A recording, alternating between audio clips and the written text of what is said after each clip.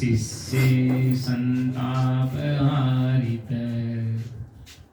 सच्चिदानंद रूपाय तस्मै श्री गुरुवे नमः। तस्मै श्री गुरुवे नमः।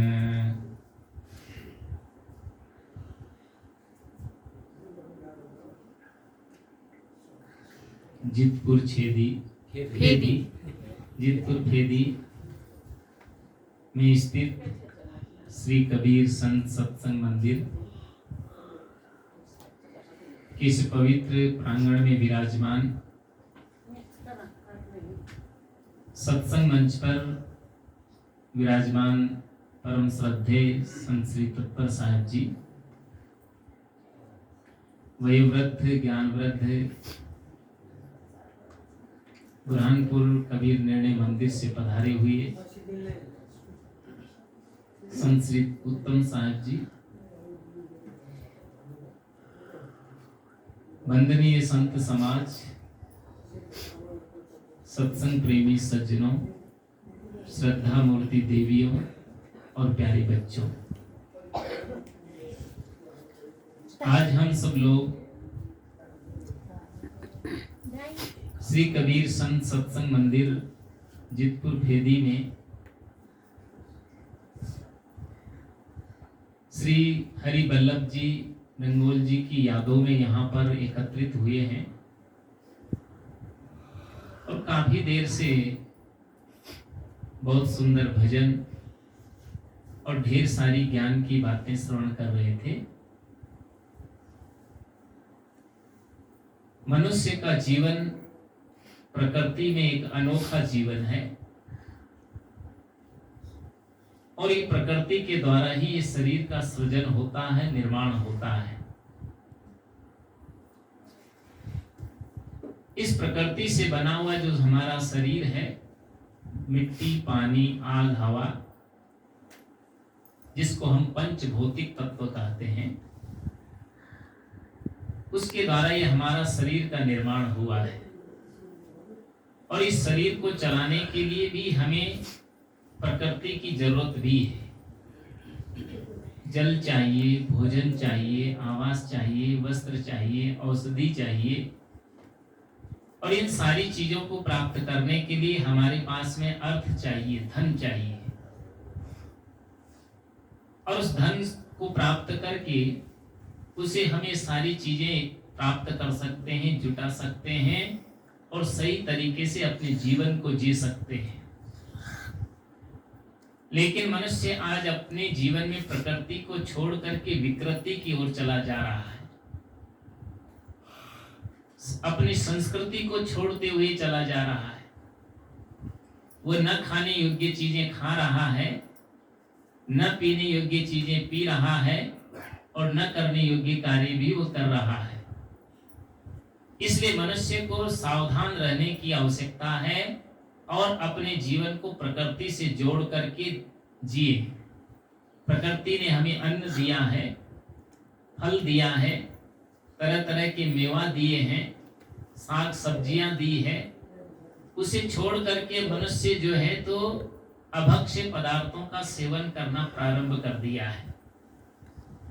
जिंदगी में याद रखिए, अगर आप सुखी रहना चाहते हैं, निरोग रहना चाहते हैं, स्वस्थ और मस्त रहना चाहते हैं, तो हमें किसी भी प्राणी को तकलीफ नहीं देना है।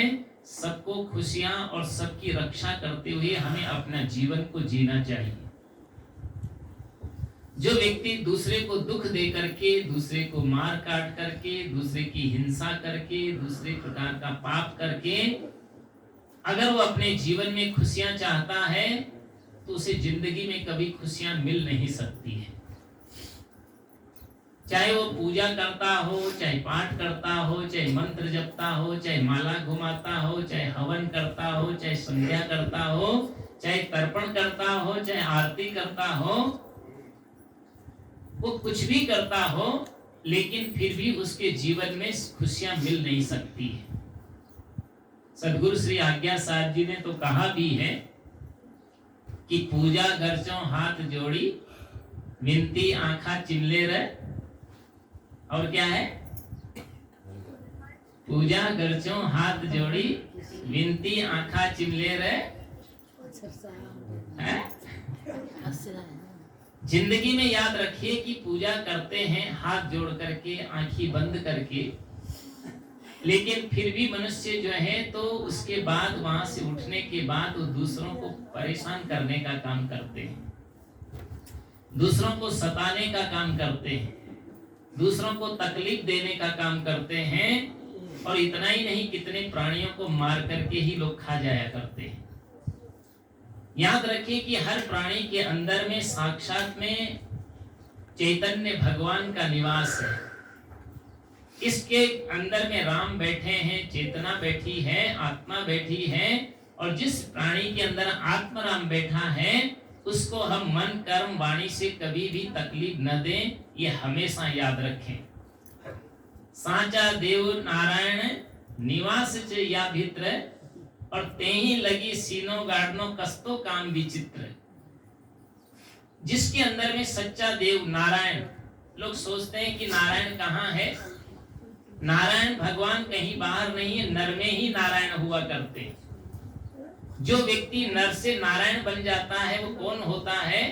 जो दूसरों की सेवा करता है, दूसरों की रक्षा करता है, दूसरों की मदद करता है, दूसरों की भलाई करता है और दूसरों के हित में अपने जीवन को समर्पित कर देता है। वास्तविक में वही व्यक्ति सच्चा नर होकर के भी वो नारायण का स्वरूप ही हुआ करता है। इसलिए जिंदगी में हमें ये बात याद रखनी चाहिए कि हम किसी को तकलीफ देने का काम नहीं करें। दूसरी बात है कि जिस प्रकार से हरि वल्लभ जी सदगुरु विशाल देव की परंपरा में आकर के संत गुरु की भक्ति कर रहे थे, और मैं जब भी यहाँ नेपाल में आता था तब वो मुझे एक बार मिलने के लिए जरूर आया करते थे। उनके घर में भी मुझे कई बार जाने का नंबर आया। पुराना घर था, फिर नया घर भी बना, वहां भी जाने का अवसर मिला। और जब भी आते थे वो बड़े प्रसन्न रहते थे। दूसरी बात, वो बड़े ज्ञानवान भी थे, क्योंकि उनको वैसे श्रद्धा तो सब में होती है, लेकिन वो कबीर साहब के ज्ञान से बिल्कुल जो है तो निकट थे और उनको पूर्ण ज्ञान था सदगुरु कबीर साहब की परंपरा का।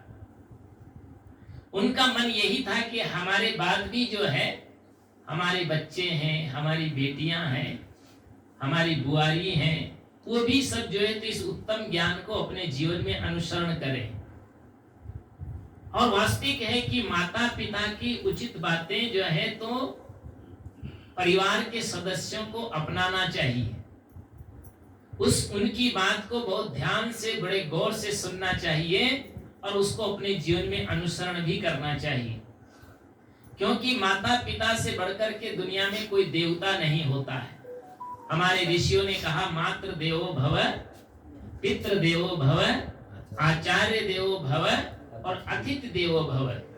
ये 4 प्रकार के देवता माने जाते हैं। अगर हम माता और पिता की आज्ञा का पालन करते हैं, उनके चले हुए पवित्र धर्म का आचरण करते हैं, उनकी बताई हुई सीख को जो है तो अपने जीवन में उतारते हैं, तो उसके जीवन में कभी कोई तकलीफ और कोई परेशानी नहीं आएगी। जो नहीं मानते हैं तो उनका जीवन खतरे में भी आ जाता है।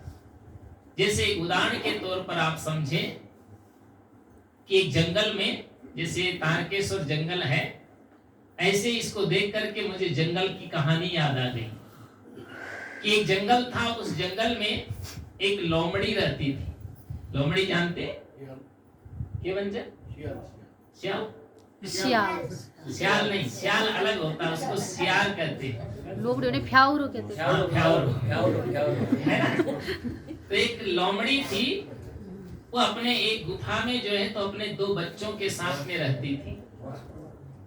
2 बच्चों के साथ में वो अपनी गुफा में रहती थी, अपना घर बना करके बच्चों को पाल रही थी और बच्चों के लिए इधर उधर जाकर के उनके लिए भोजन चुन करके लाती थी। दोनों बच्चों को बड़े प्रेम से खिलाती थी।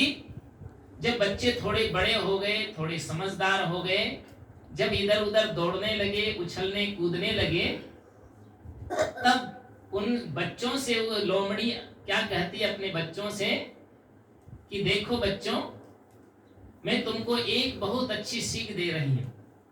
बोला क्या सीख देना चाहती हो माँ? बोला देखो ये जो पहाड़ी है, इस पहाड़ी को छोड़ करके दूसरी पहाड़ी में मत चले जाना। इस जगह को छोड़ करके और दूसरी जगह पर ट्रांसफर मत कर लेना। याद रखोगे? तो बोला याद रखेगी। अब जैसे ये दो बच्चे हैं, ऐसे उसके भी दो बच्चे थे। संजोग ऐसा हुआ, एक दिन घूमने के लिए निकले और नजदीक से घूम करके वापस आ गए। दूसरे दिन निकले, थोड़ा और दूर चले गए, फिर लौट आए। तीसरे दिन गए तो फिर जो है तो और थोड़ा आगे गए, फिर वापस लौट आए। लेकिन जो है तो चौथे दिन उन्होंने कहा कि जरा इस पहाड़ी को भी पार करके देखें। तो उसमें जो छोटा था उसने कहा कि देखो माँ ने कहा है कि उस पहाड़ी को की तरफ नहीं जाना, इसलिए वहां जाना ठीक नहीं है।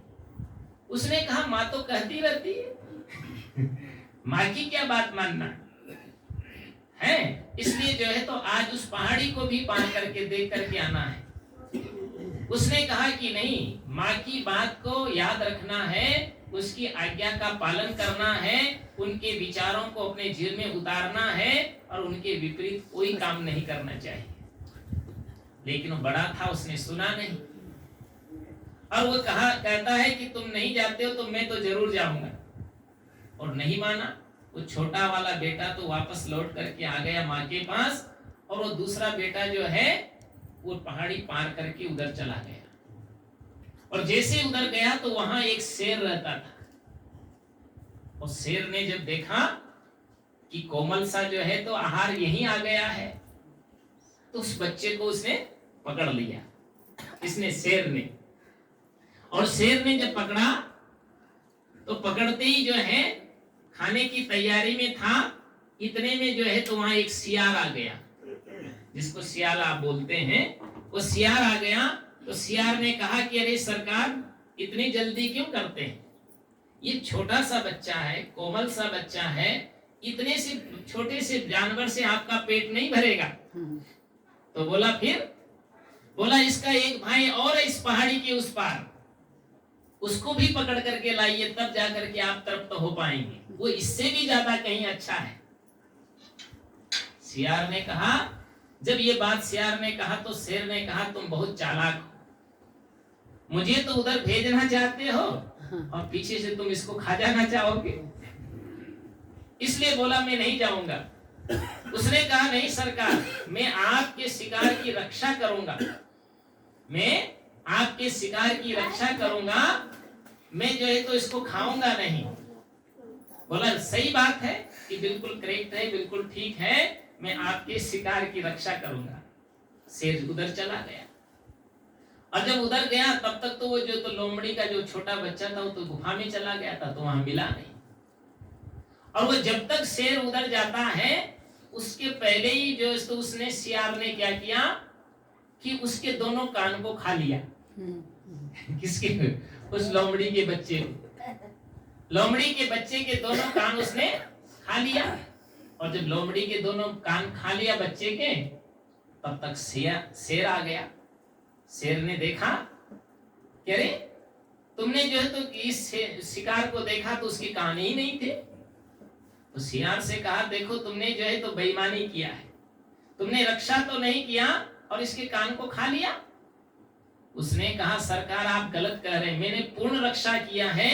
अरे आप ईमानदारी से समझिए, इस बच्चे के तो कान थे ही नहीं। क्या कहा उसने? बोला इस जो है तो लोमड़ी के बच्चे के कान थे ही नहीं। उसने कहा कैसे नहीं थे? मैंने तो शिकार किया था, लंबे लंबे कान थे, बहुत अच्छे कान थे, बहुत कोमल कोमल कान थे, तुम झूठ बोल रहे हो। उसने कहा सरकार मैं झूठ नहीं बोल रहा हूँ, बिल्कुल सच बोल रहा हूँ कि इस बच्चे के कान थे ही नहीं। उसने कहा कैसे माने? तो बोला अगर मेरी बात पर विश्वास ना हो तो चलिए इसकी माता के पास चलिए। किसने कहा? उस सियार ने कहा। राजा उस शेर को भी बात जच गई और लेकर के जो है उस जो है सियार उस शेर को लेकर के लोमड़ी की गुफा में गए। और लोमड़ी की गुफा में जब वो पहुंचते हैं तो वहां जाते लोमड़ी को आवाज लगाई तो लोमड़ी गुफा से डर गई। उसने कहा कि डरना नहीं, तुम्हारे को कोई क्षति नहीं पहुंचाएंगे, कोई जो है तो तुम्हें तकलीफ नहीं देंगे, लेकिन तुम जरा बाहर आकर के हमारी समस्या का समाधान करो। बोला अच्छा क्या समस्या आ गई? उसने कहा तुम्हारे कितने बच्चे थे? बोला 2 बच्चे। बोला जो है तो एक बच्चा तो तुम्हारे पास आ गया? बोला आ गया। बोला दूसरा बच्चा? बोला वो नहीं आया। तो हम तो इतना सा जानने के लिए आए हैं कि उस तुम्हारे बच्चे के कान थे कि नहीं थे? ये पूछा उसने शेर ने कि बोला तुम्हारे बच्चे के कान थे कि नहीं थे? तो उसने कहा कि सरकार उसके तो कान थे ही नहीं। क्या कहा उस लोमड़ी ने? थे ही नहीं। उसके तो कान थे ही नहीं। बोला कान नहीं थे, और ये छोटे बच्चे के तो कान है?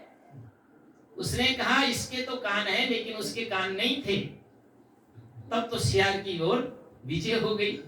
उसने समर्थन कर दिया कि उसके तो कान थे ही नहीं, देखो सरकार मैंने उसके कान नहीं खाए। उसने कहा उसके कान थे ही नहीं तो मैंने कान खाए कहां? देखो इसकी माँ ने ही साफ साफ बता दिया है। तब उसने जो है तो मान लिया और वो शेर वापस आया। दोनों आगे गए, पीछे से जो तो सियार आ गया और लोमड़ी के पास पहुंचा और लोमड़ी से कहा कि अरे तुम कैसे क्या कह रही थी कि उसके कान नहीं थे? उसके कान तो मैंने खाया है। और तुम कह रही हो कि जो है तो कान ही नहीं थे।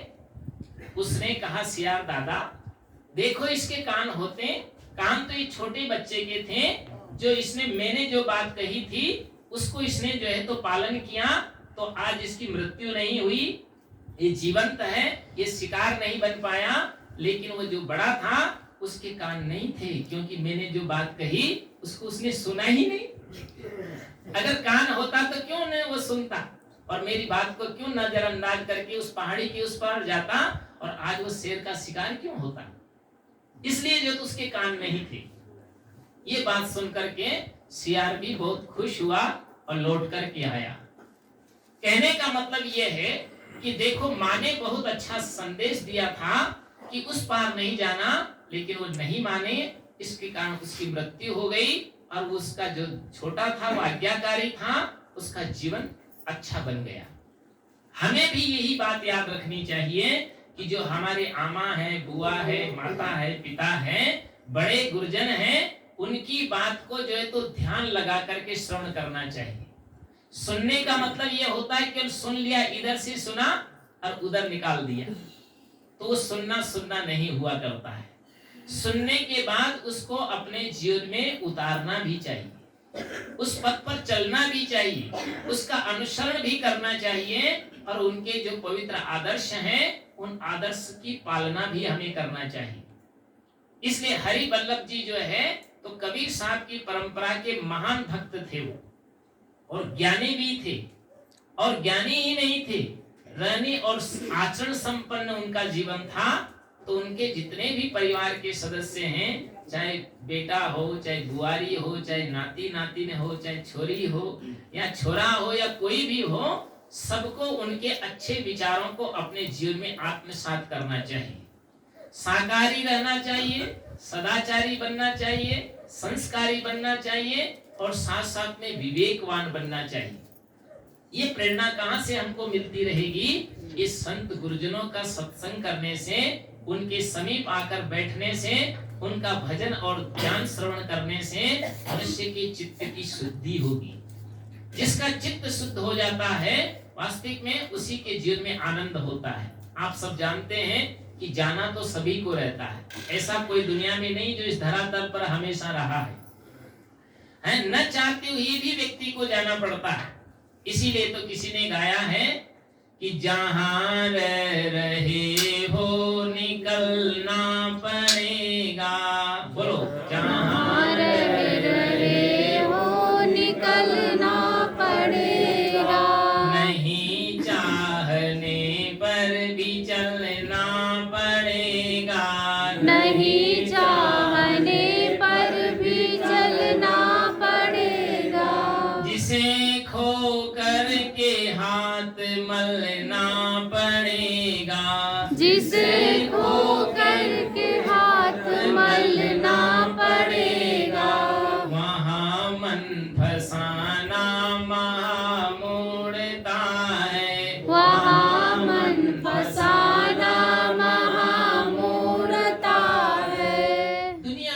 भी आया है उसे वास्तविक में एक दिन तो जाना ही है, क्योंकि जन्म के साथ ही मृत्यु प्रारंभ हो जाया करती है। और मृत्यु से व्यक्ति को डरना भी नहीं है। मृत्यु से पापी लोग डरते हैं, अधर्मी लोग डरते हैं, और बुरे कर्म करने वाले लोग डरते हैं। जो सत्कर्म करते हैं, धर्मात्मा होते हैं, पुण्यात्मा होते हैं, ज्ञानवान होते हैं, भक्तिवान होते हैं, वो हमेशा निर्भय रहते हैं, उनको मौत का भी डर नहीं रहता।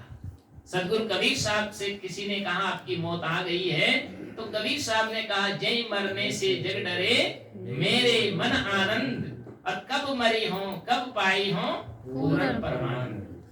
आप याद रखिए कि आपकी जो चेतना है वो कभी मरती नहीं है, और वो कभी जलती भी नहीं, और कभी सड़ती भी नहीं, और कभी गलने वाली भी नहीं है। आप तो अखंड हैं, अविनाशी है, शाश्वत हैं, सत्य हैं, और आप चैतन्य राम रूप हैं। इसलिए हमें याद रखना है कि अपने पूरे जीवन को अच्छा बना करके जीना है।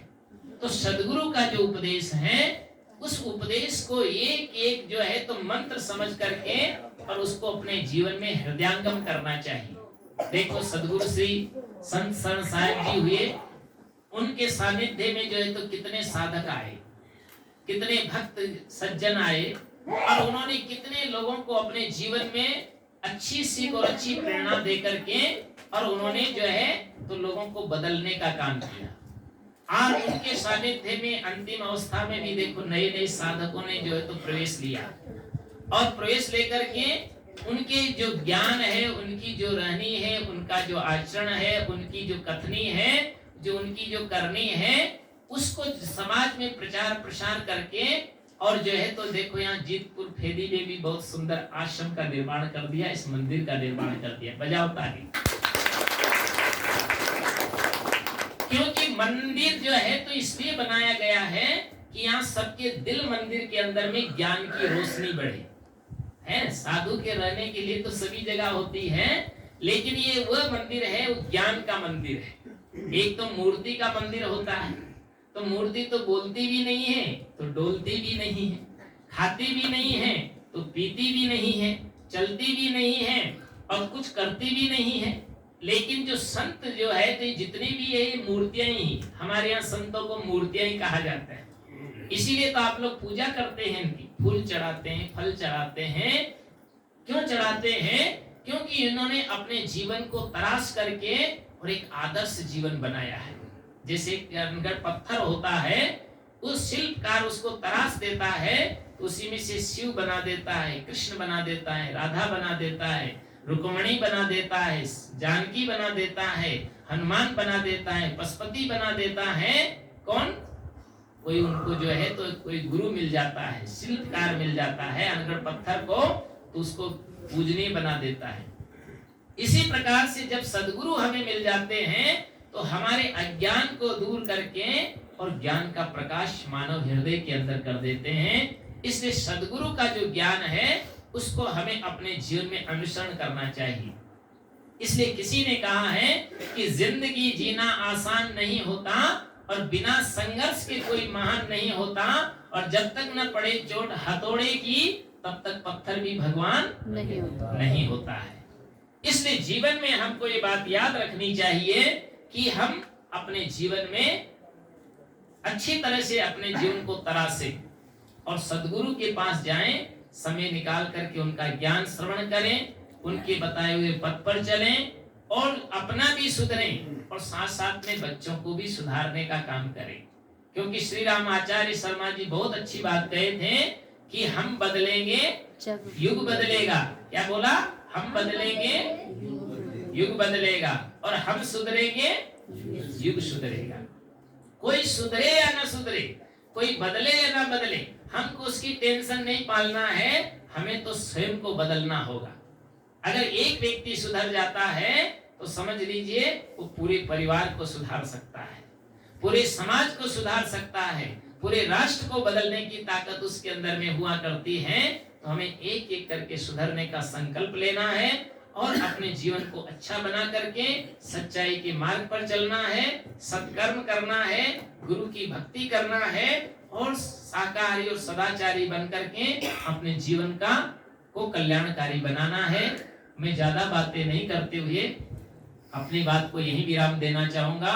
और हरि वल्लभ जी और के जो परिवार के सदस्यों ने आज ये बहुत सुंदर सत्संग का आयोजन यहाँ पर मंदिर में रखा है।